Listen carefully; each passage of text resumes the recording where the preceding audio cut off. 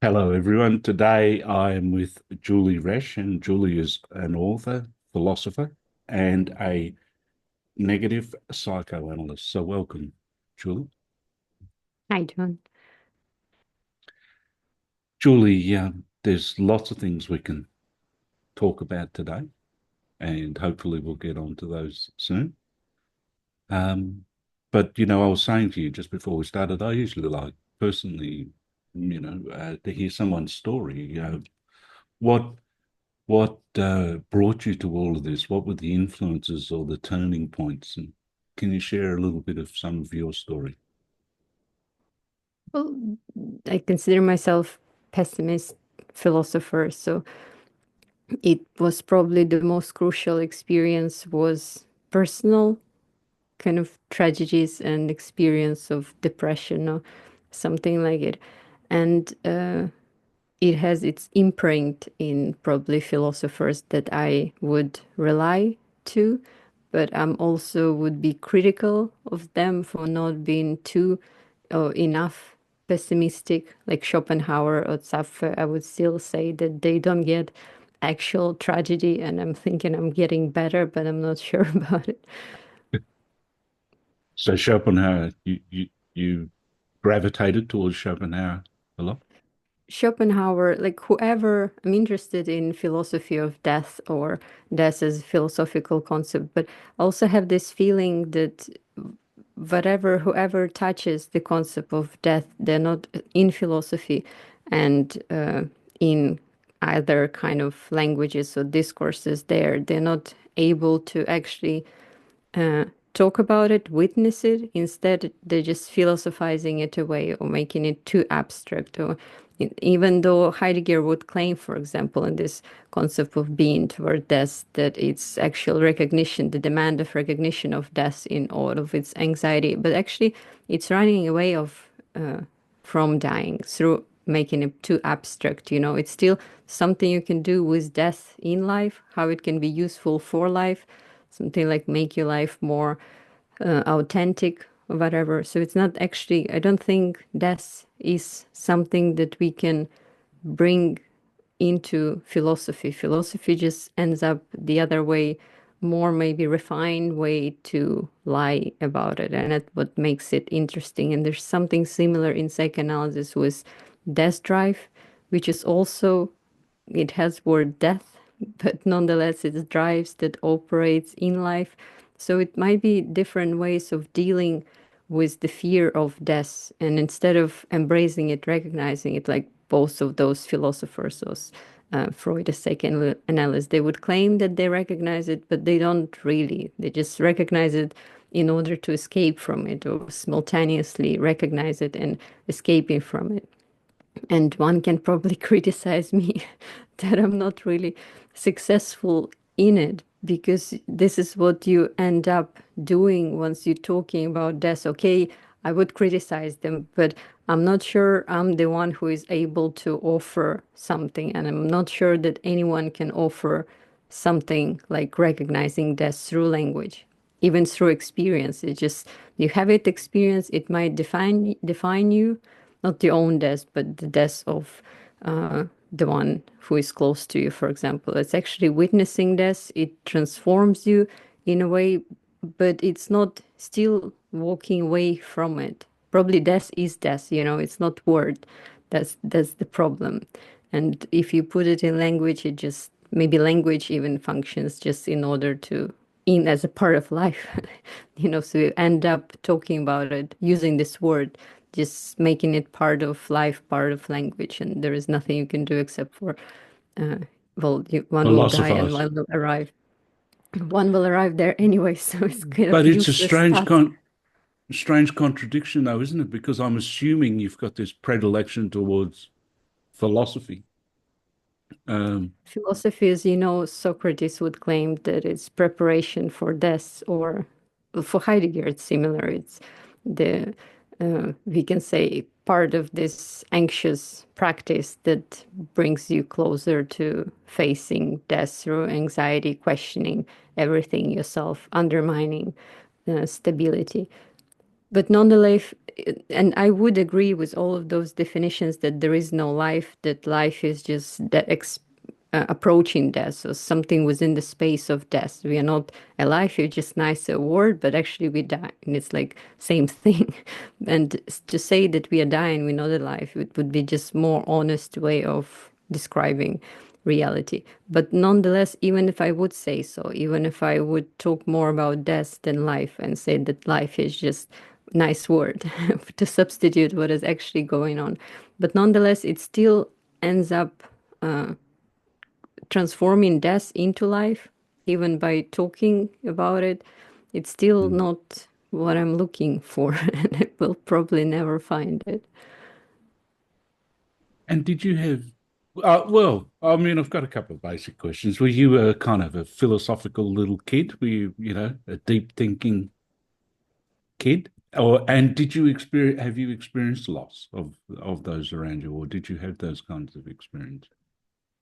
So I was interested in philosophy from when I was teenager, and I even thought if you can study something like theology or philosophy in university, why would you study anything else? Like it's genuine question. It's so interesting that why would you do, because it's about everything. You can study something about everything and or specialize in, I don't know, economics. So that's not fun at all. Like, but it turns out that it's very hard to make living out of everything. There's this even joke that at the end of the when I received my MA, one of the professor joked that now it's even harder to get job than without this diploma, which turned out to be true. So it's extremely not practical. But this pessimistic edge comes from the personal, I don't know, loss and tragedy and witnessing the horror of existence in a way. So it's within philosophy, but this switch happened uh, later.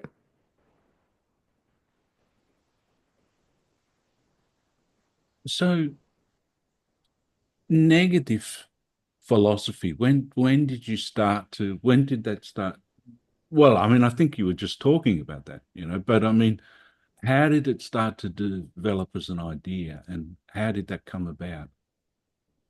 So it, Your development. it was probably after being depressed, kind of being surprised by being depressed that it's still me, and trying to being surprised how people would treat you once you're depressed, and being depressed and being philosopher at the same time, because once you are depressed and you are philosopher, you resist those simplistic therapeutic comprehension of depression. Like this is, but and you're tempted to go all the way into what you feel and maybe analyze it, the phenomenology of this state. So when people would tell me you need to, and I did, I went to go to see therapists, but nonetheless, there is something when you philosopher and you depress, it works for you differently maybe than for other people who trust the therapeutic perspective framework that tries to show you, that is established to show you that those negative states are not you. Especially when you say the suicidal, it turns out, well, a long time ago when I didn't know that it's like a plague. Wherever you mention it, it's like you contagious. There's a disease. Someone needs to, you need to see a doctor. There's supposed to be a doctor to show you that it's not true you talking. It's Yeah. something foreign to you. Like it's complete stigmatization, and it's necessary stigmatization. Otherwise, it might be too tempting, actually, this perspective. So it's problematic to kind of try to popularize it. But nonetheless, I think it's important to this state. It might be seen as, Heideggerian mood, which is not like mood in psychology, something inessential at all. It's the way of being in the world, or rather how world is opening up through this mood, certain states. So it's much deeper than just Yeah. pathology in your brain or something intrusive, which is not you. I just assumed that maybe it's me and made it a part of philosophy in a way. philosophy has also, it's like philosophy is so much, I would prefer philosophical language to and practice to psychological and practice the discourse of psychiatry, because it's too reductionist and too obviously stigmatizing, simplifying things with its authority and certain things that they do with people and the discourse that they impose. But nonetheless, philosophy is not that much different. It's also, it is complicating things, but it would end up aiming at philosophizing away, making those things too abstract to actually be present, in life. Talk about something. It's like in Lacan, you never know who is this, what is he talking about? Where is it? How do I locate it? And more or less with Heidegger too, like where is it? Who is he talking about? Yeah, I was trying to do maybe something similar and talk about whatever, what people can relate to, but nonetheless without escaping, trying not to escape into just abstract thought that we completely losing being in touch with reality. But I'm not sure that it can be successful project, because maybe the whole language and the need to talk, to publish books, all of this infrastructure, it might just work in different direction, and it's quite hard to be within it and to accomplish it. Maybe being silent is actually where I supposed to arrive at certain at certain stage. So let me get this straight, though. You kind of studied philosophy, and then did you study psychoanalysis after that?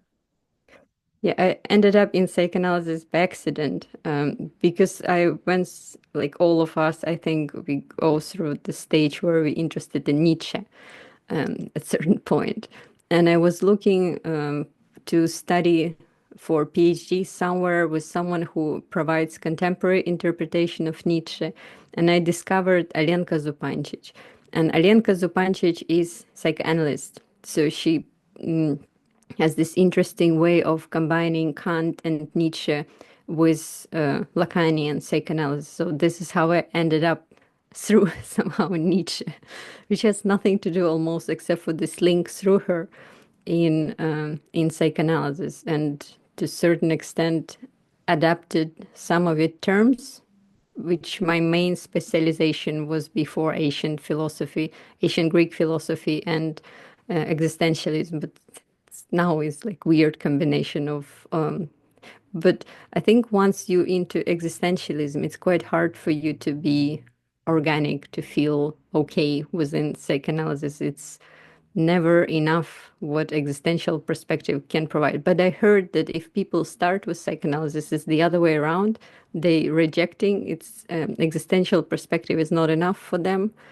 So I'm in between. I'm not actually maybe accepted by both and I don't feel okay within both perspectives. They don't end up, because existential perspective, for example, Heidegger hated Freud, and I see why.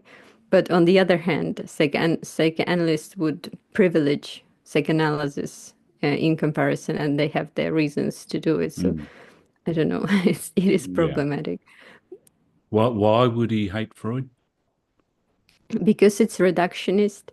And Yeah. if you first read Being and Time and then read any of Freud book, it's like, especially talking about sexuality, Heidegger would never, you feel there's more dignity or something in Heidegger. There's more strangeness in philosophizing his terms that just Freud feels reductionist after the impression that comes after you dive into the insanity of Heidegger. Freudian Yeah. insanity is like goes another way. It's not enough. Yeah. It's not less of a stylish or something.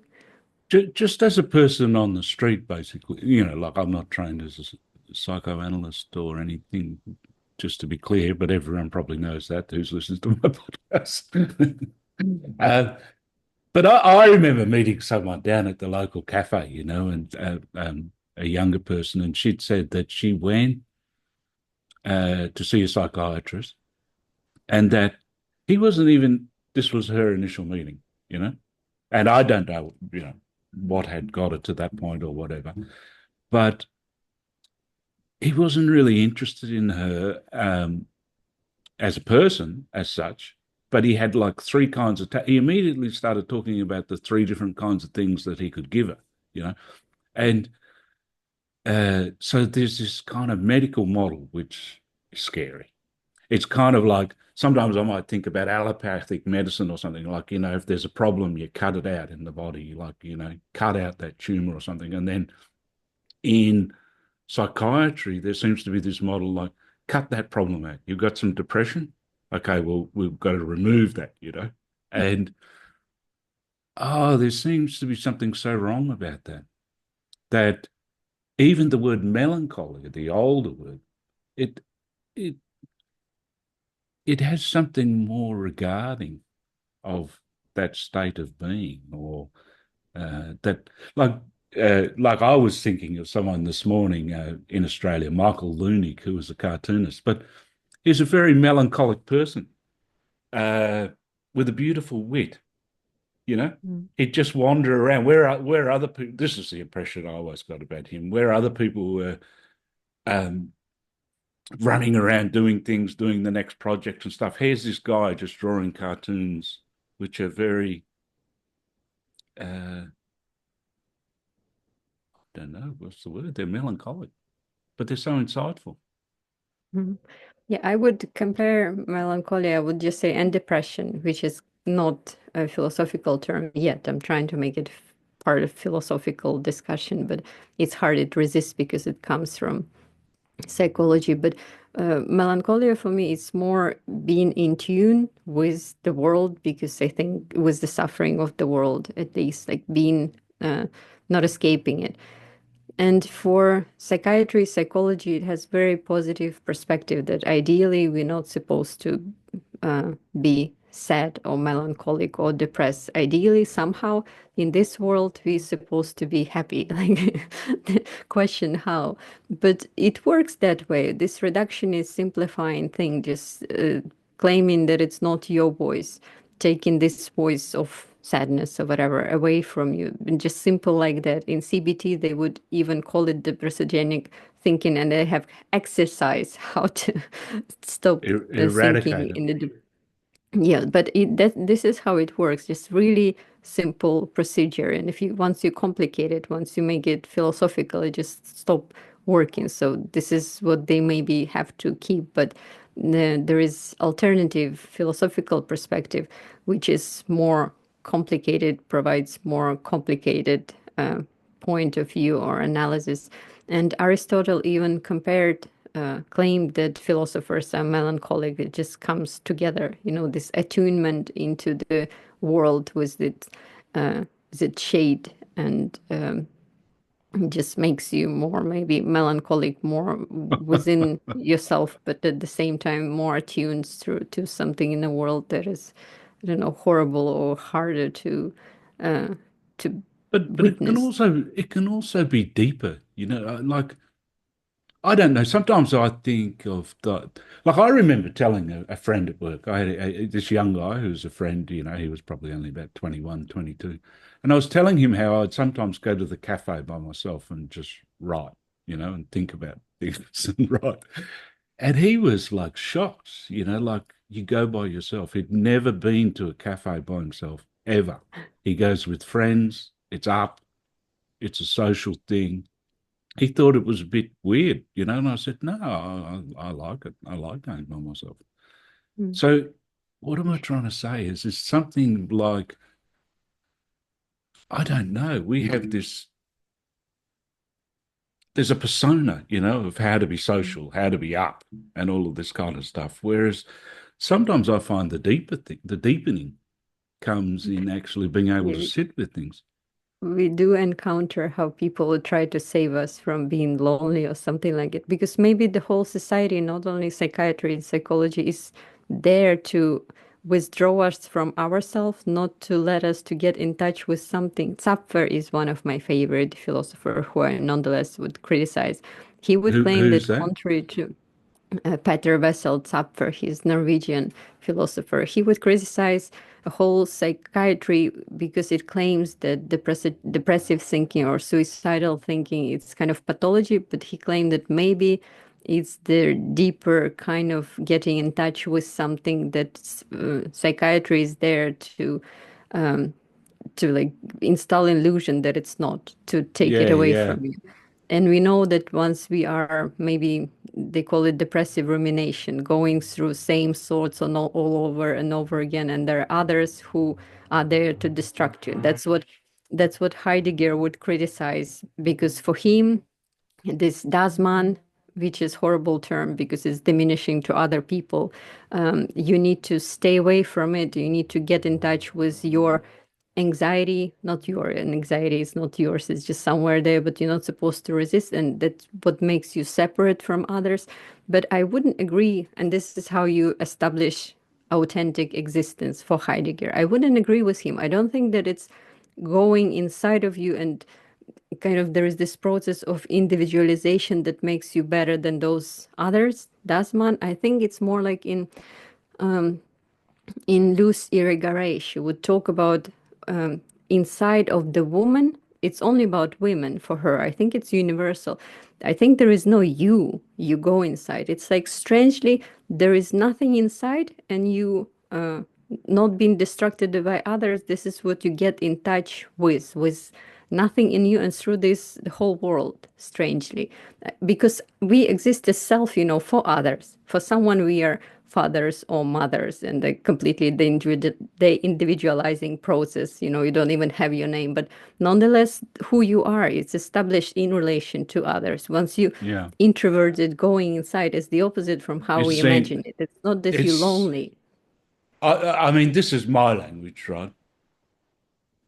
I think Jung said that people will do anything to stay away from the soul, because I would call the deepening going into the soul probably more, but it's kind of like people will do anything to escape that.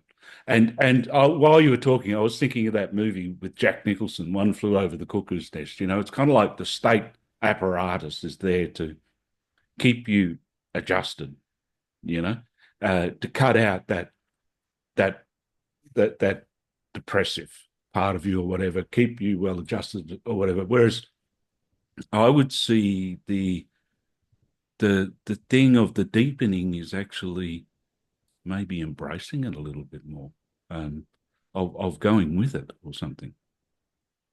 Yeah, it's also problematic. Like it leads naturally to anti-psychiatry perspective. Like this, the horrible apparatus, we need to liberate Yeah, ourselves from it. But I wouldn't go that much there because it's for me, for example, okay, if it's not, we're not taking psychiatry, but we're taking actual kids who transform you, who create mother out of you, like the function of the mother that you perform for them because just because of their presence. It also means abandoning it. And it's problematic point in Heidegger because what about children? Okay, you go withdraw from Dasman and be all within yourself, but what about children? And what about women who dedicated themselves to children? Are they worse of a human being? And I think that no, I think that my grandmother, who dedicated amazingly all her life taking care of her family, I think she's better human being than Heidegger somehow. So it's just this problematic perspective that maybe it's both, strangely being mother, it's also the individualizing experience. It's also losing something.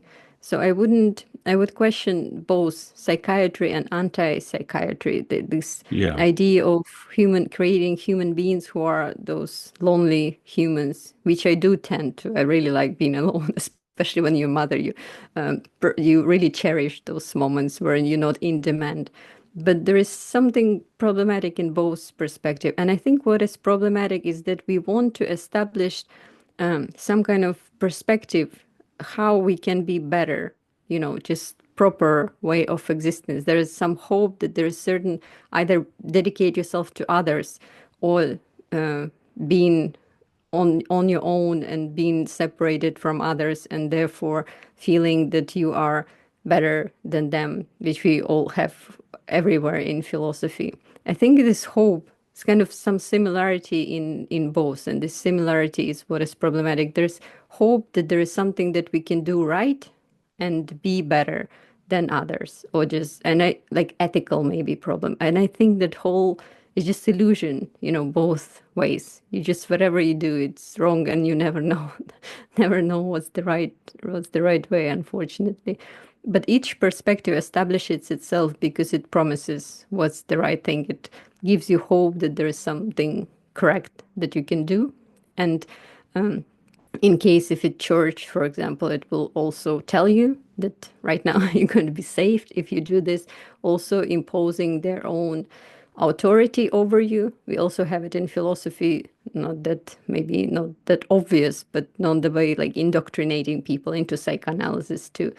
But there is, well, I think other mothers indoctrinate mothers too, because whatever you do, you have to justify yourself that this is the right thing. So and this is how we all wrong equally, both, psychiatry and anti-psychiatry. Is the same thing, that there is something that makes us better person. There is a way for salvation, the way of being a good human being. And we all fail in our own style. Both anti-psychiatry has its own problems. It just doesn't end up that much where it wants to end up. And psychiatry has maybe more obvious problems, but just we failing, all of us trying to be good, but failing to be good, but just in different ways, and hating each other because we think that we're doing better, our way is better, way to salvation or something. And it's not. It's all horrible.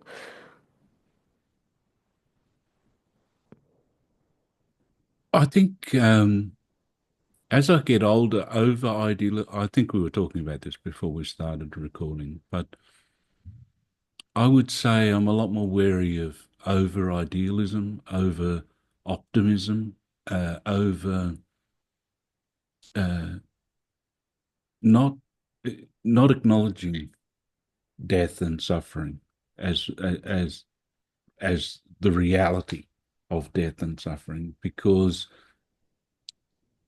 life continues to be a project of this end utopian point, and it seems almost, I know this is kind of maybe a bit loose in the language, but that's kind of like the Western project or something. Mm. That success is the beacon at the top of the hill, the where you retire and From the travel. perspective of, Sorry. I think when we age, it feels all liberating. We kind of liberated more from all of the ideas of salvation in different ways. Like more and more, it doesn't matter.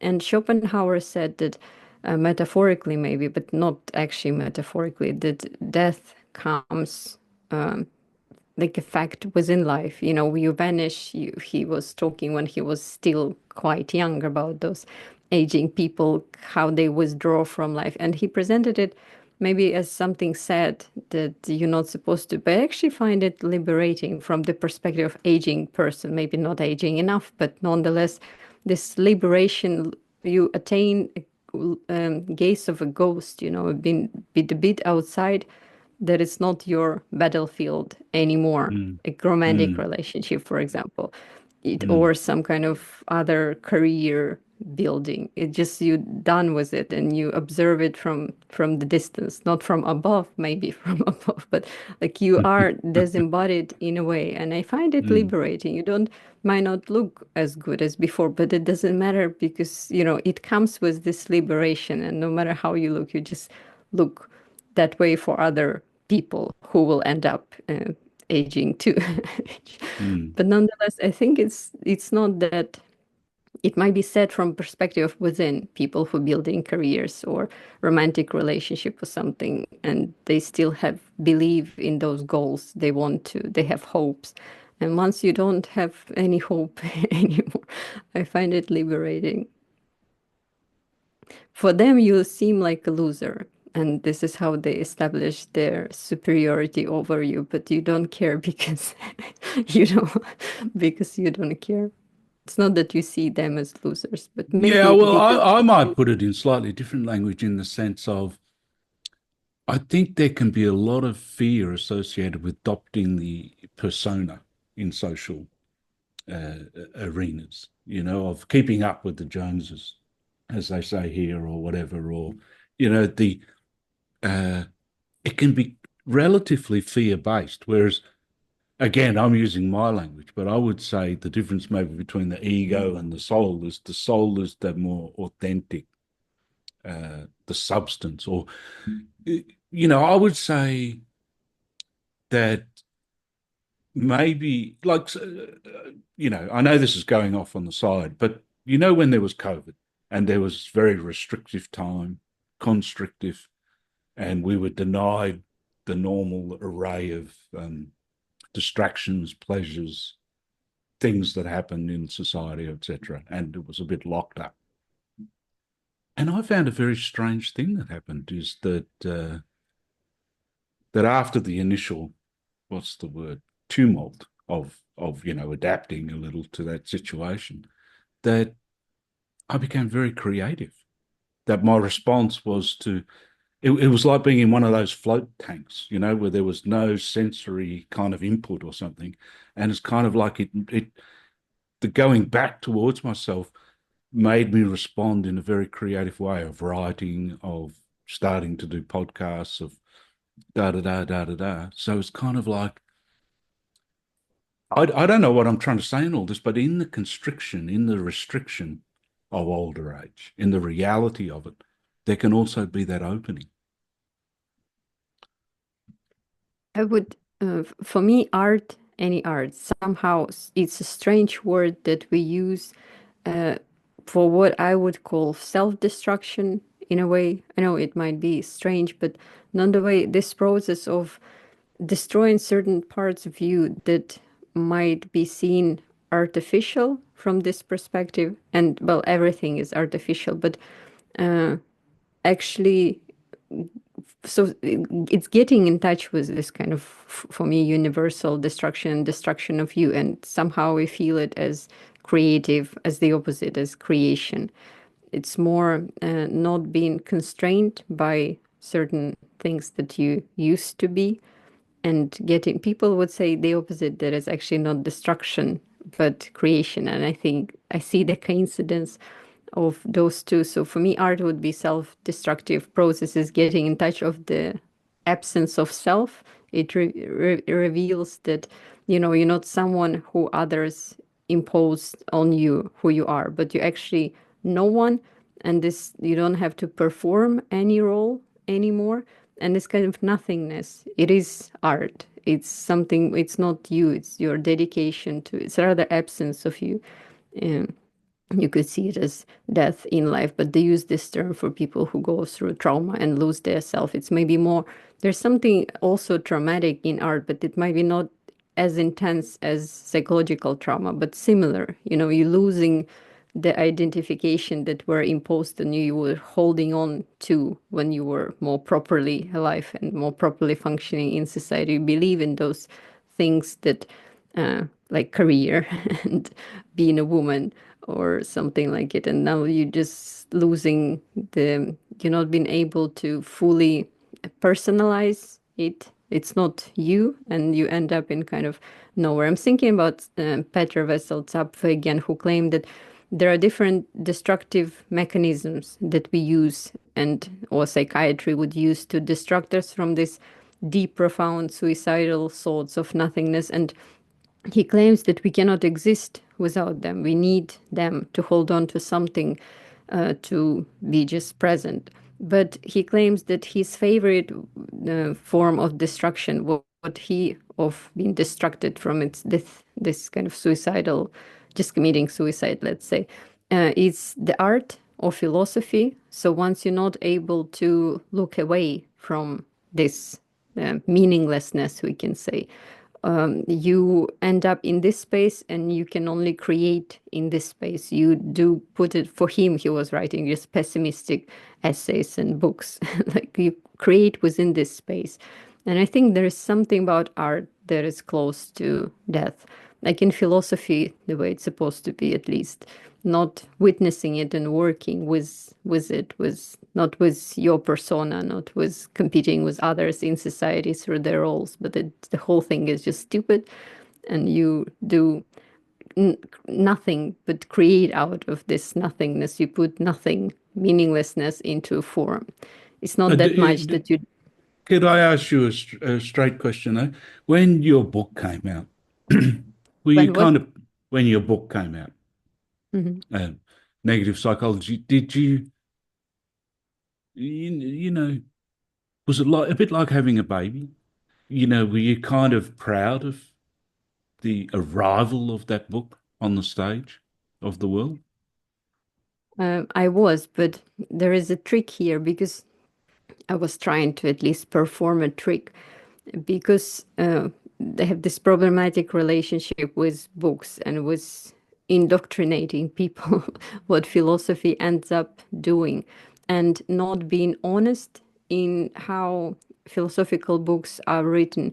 And I think I at least partially accomplish this, that I'm not imposing certain ways of thinking, and I'm not talking about abstract things. I'm actually more acknowledging that it's from my depression, my state. It's about me. It's not about abstract someone else. Well, to a certain extent, I'm writing about abstract someone else. And I do feel about the book as about the baby, but not in the way that you have it as a product and now, yay, you have something, but more like dedicating myself to something strange, like my own child. It's more about absence of you. You produce this human being, strange human being, a strange book, and you're supposed to be dedicated to you, even though it's taking your life out of you, like you're sacrificing, basically. So in this way, not in the way that it's a product and my immortality. It's not my immortality, just strange thing, a person I have to dedicate myself to now. But it was before I read recently Blown Away by Richard Boothby, who writes about experience going through his son, the only son, suicide. And it's much more honest in whatever I was trying to accomplish, but it's not the choice, because like his honesty is there's much more honesty in his book than in mine, because it's not. I still use philosophical terms or like some smart words, while he's so desperate and devastated in a way that he's able to be honest in a way I failed to be. He's still hiding behind. But this book wasn't accepted that well in philosophical circles, Yeah, and I know why. Obviously, there is yeah. It's no a little doctrine too that he's. raw. Yeah, it's true, but that's what I appreciate, and it's currently my favorite book, which is Mm, it's not book actually in philosophy, just book as a relief from philosophy, and that's what I'm failing. But you cannot just set the goal of being more honest. It doesn't work that way, it's not one's choice. It's just that he was put through his son's suicide in a position where he had nothing to protect that much about himself. And he was genuinely writing about his experience of devastation and nothing else. No mm, philosophy to hide in, no philosophical terms to analyze to seem smart. mm. So it's not Yeah, one's yeah. choice.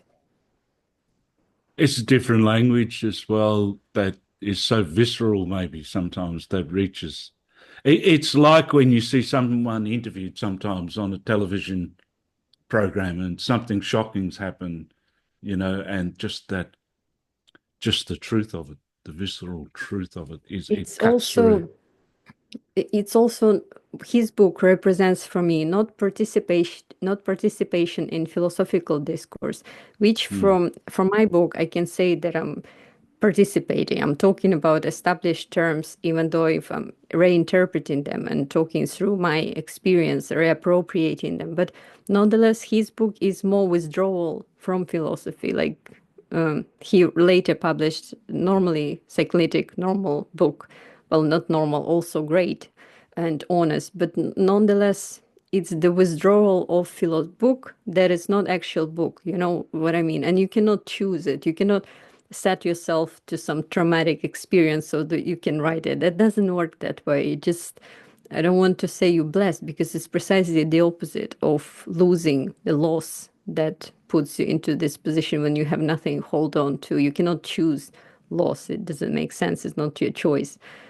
But there is other processes and that are opposite to philosophizing and publishing books. And maybe the best philosophical books are not strangely philosophical books, or I would also maybe say that best philosophical books are never written, because no one would care to write. You need to be a certain type of human being and certain type of narcissist to do it. Let's face it. Like, you have to put your name in there, even if it's not your actual name, like with Kierkegaard. But still, there is dedication to representation of yourself in a certain form that might be just wrong. And people who don't care, to write books or just being silent, actually, they might be right in a way. The best philosophers ever. Maybe. But, I must say, I sometimes think of the people, back in the archaic past, in the caves, and like you see it in Aboriginal art in Australia, the depiction of the mystery. That's sometimes when I think about writing. Like, obviously there's all kinds of different things involved. There's sometimes that, perhaps the narcissism of having one's voice or whatever, but this root thing of wanting to somehow find some art, some language for the mystery of life that went back to the prehistoric peoples that wrote on the side of, or drew pictures on the side of cave walls. It's quite deep. Well, I justify myself by thinking that maybe distinguishing narcissism into two forms. There is this term innocent narcissism that Iris Marion Young, philosopher, feminist philosopher, she would use it in reflecting on being pregnant.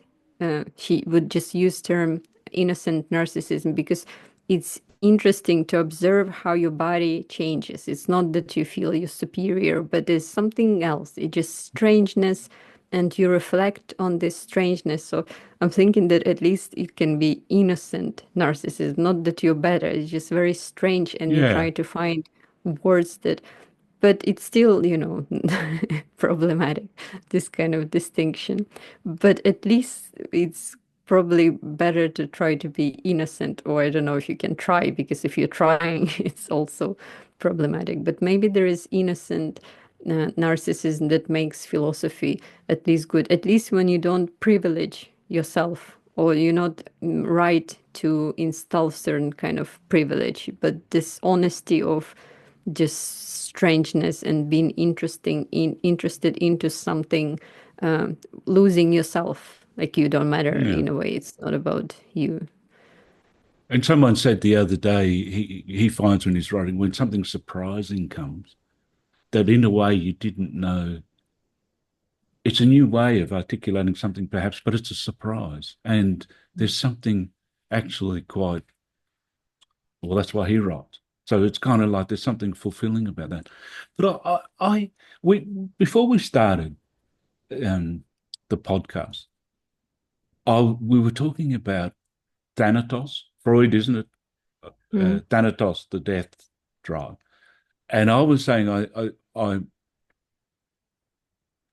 I see Eros as a life drive, but I would see them as two different drives, if you want to put it that way.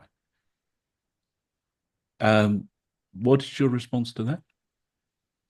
My response to that I only see death drive, thanatos, and eros might be just our ways how this thanatos appears to us.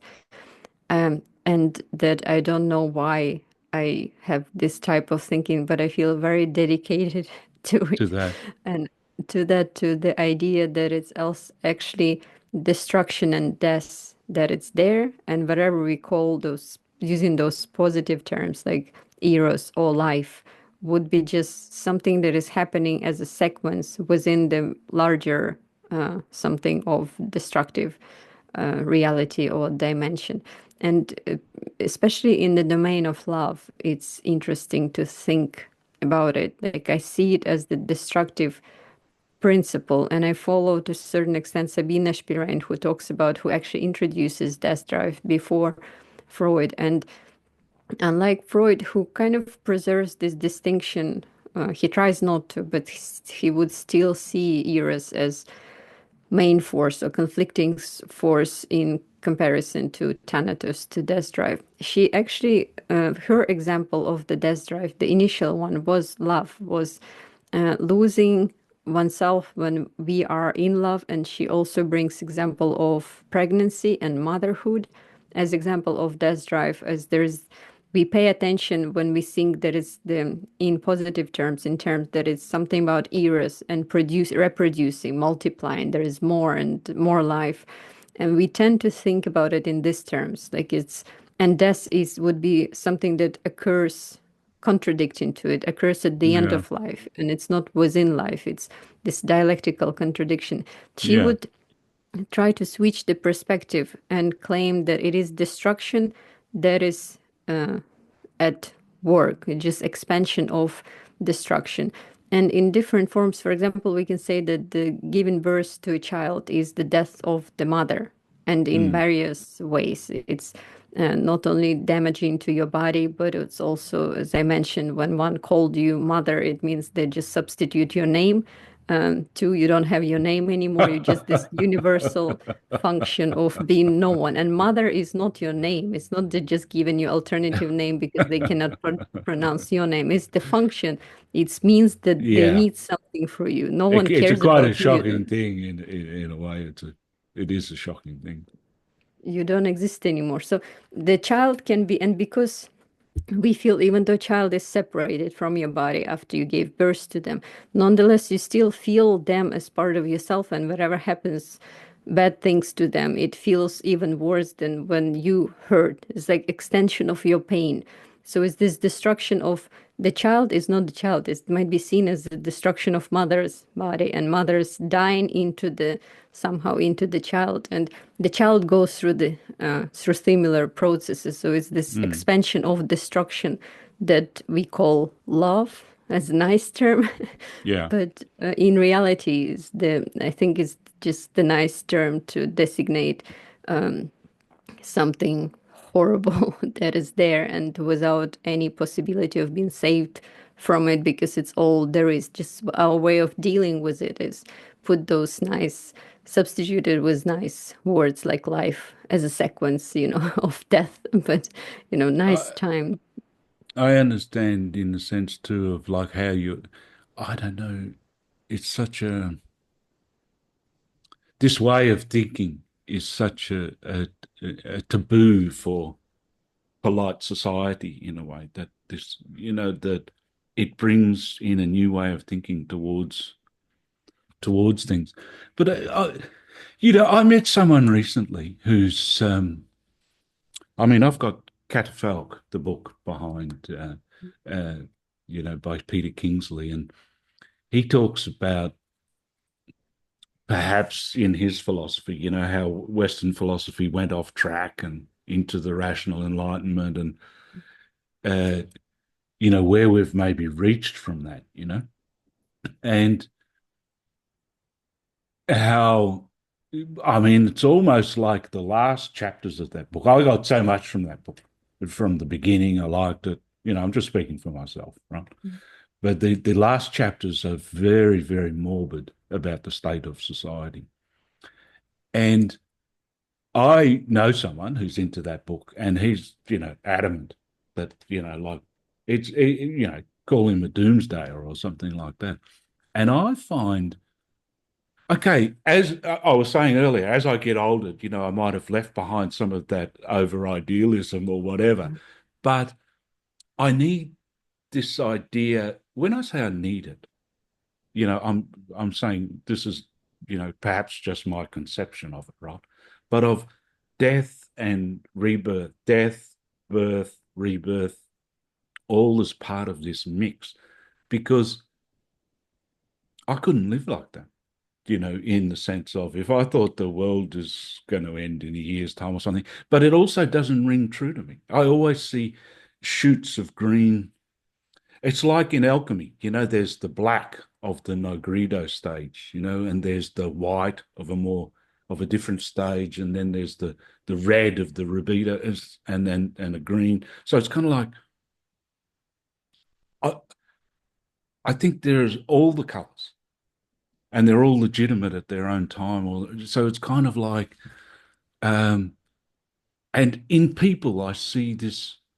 Well, whilst I see this destruction, this dying, this breakdown, this collapse in society, I also see people becoming different, becoming more creative in my language, or coming up with new stuff. So I just see that as part of life, to accept them both. Well, I see my perspective more like a curse. So there are those like funny videos that they would create, for example, about Ireland, how God distributes weather, and in a funny way, completely irrational, or how God created Ireland or some other country, giving something irrational, strange to it, like complete, uh, constantly rain or something strange, mix of strange things. But I see myself cursed actually with this perspective, my dedication to it to save death. Why would anyone try to save death, to see, to make such, to recognize it and to face it? And it's quite strange, and it's hard for people to accept. I'm actually seeing it as a curse. Why, this is my burden. Well, I it's can't it's the most, like, that's what I really see that's so great about what you're giving, because it's kind of like it's the biggest cover up is about death. It's always been the biggest cover up, and it's kind of like you're bringing that perspective back to bear, of bringing that reality back into to think about. Still doesn't make sense to me.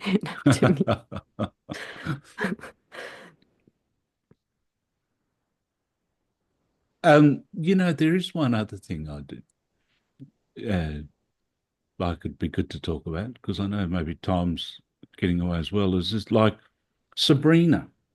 Now, I'm not Sabrina Spielren. I'm not an expert. I know you've written something on her, but she seems like a very interesting character from history. And I think, apart from being a confidant of Freud, was it Rilke that uh, she was a very strong confidant with someone else, and had a big influence on them along the way. But can you speak a bit about her? Do you know a lot about Sabrina Spirit? I really like Spielrein, and because precisely how she introduced it before Freud introduced the concept of a death drive, and Freud, we can say, stole it from her. At least he didn't mention her enough when Yeah, talking about death drive. So now we only remember him, but not the way. And I first saw it as, and something so unfair, that why is she forgotten? She kind of lost this battle that we have of creating concepts and imposing one's concepts. And Freud played, and Jung too played this trick on her, not recognizing her contribution enough. But now, as I'm getting older, I'm thinking, but maybe she's right. Maybe it's not, it's not about being remembered, associated, being in the history of psychoanalysis. It just doesn't matter. She still practiced psychoanalysis later, but she dedicated herself to her daughter and to another daughter of her husband, which is another interesting story. But nonetheless, there is this losing might be more important, not important, but it just doesn't matter that much, because it's something male in philosophy and competing and imposing, yeah, but maybe withdrawing from it. And maybe being I see importance of being dedicated to her yeah, and of remembering her. But nonetheless, there is something that maybe others have to do it for you, but not you. Like which means that she did the right thing. It's not that Freud was right in what he did to her, but nonetheless, maybe someone else have to do it. You have to give it up to someone, even give it up being forgotten, because it's not, again, those who produce books and who we know from textbooks in philosophy might be not the best philosophers, and best philosophers either Yeah. are forgotten or never kind of spoken, Yes, silent. it's true. But nevertheless, there also seems something right about hearing about those people. Like, she's obvious, her contribution. And in some strange small way, it is now being what's the word? Uh, Understood maybe a little more. And okay, it's not right out, but it's good to dig up those people who were the seminal thinkers. Really. Like she was the seminal thinker about the Thanatos principle, really, wasn't she? She was. And, with the feminism and how we now rediscover women philosopher and kind of reinstall justice, but also, which is the right thing to do, but also from the beginning with Simone de Beauvoir, this third wave feminism, we can also already see the problem in there that making women equal to men is kind of partially turning them into men. So this whole competition, and I'm wondering, what if the other way around, if we turn all men into what, not Into what? dominating them, but like if we all be women without the self autonomous, someone rational or whatever, but like something different, more, less, not more existing more, but existing less, sacrificing ourselves more. So this features that were associated with being feminine, being modest or something like this, serving. What if it just not? Uh, but it's strange thought. I don't know how the world would look like. I know what Just you like, mean, though, about it's like I don't know, sometimes one experiences feminism is like it's very yang, you know? mm, I said to I shouldn't say this in public, probably, but I said to a mate of mine, sometimes it's like going down the hotel. In Australia, you can meet yang people down the hotel.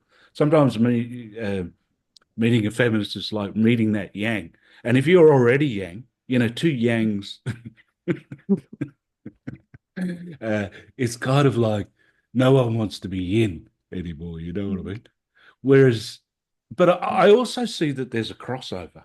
It's funny, like as a male, the development, as a male gets older, the development of that inner feeling, the deeper feeling life, the emotional life, which sometimes a woman has carried, you know, uh, it's kind of like men sometimes are heading towards that way, and women, that masculine thing of taking one's place in the world.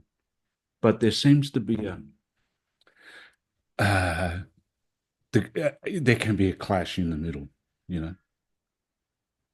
they might. I actually think that the ethical ideal for both men and women is to be mother, but we just don't say it. What they demand from the man, to be a real man, it's to be dedicated to someone, not to you, like to lose yourself. We won't say it, but this is what mother is. So be a real man is already been, but implicitly. I also think that is the male ideal of being in power or something like it. I also think that this is just a trick, because you cannot, like, what does it even mean? You're so important, other listening to you. I think it's the main thing that you dedicate yourself to something. It's not the Yeah, power. Power is just the word that makes it feel nice. You never have this. What does it even mean? It's dumb if you have a power. It's rather your way of dedicating uh, yourself to someone, which is actually being a mother. So all those people in power, they're not actually in power. They're just yeah, tricked into yeah. being mothers to a substantial amount of people. And so much of life is about surrender, whether we like to admit it or not. Mm. Um, About disappearance, maybe. yeah, which is the dying. Mm. Yeah, it has feminist to it, feminism. Maybe that's a good place to end, Julie. And Mm. thank you very much. Thanks for sharing. Thank you, John.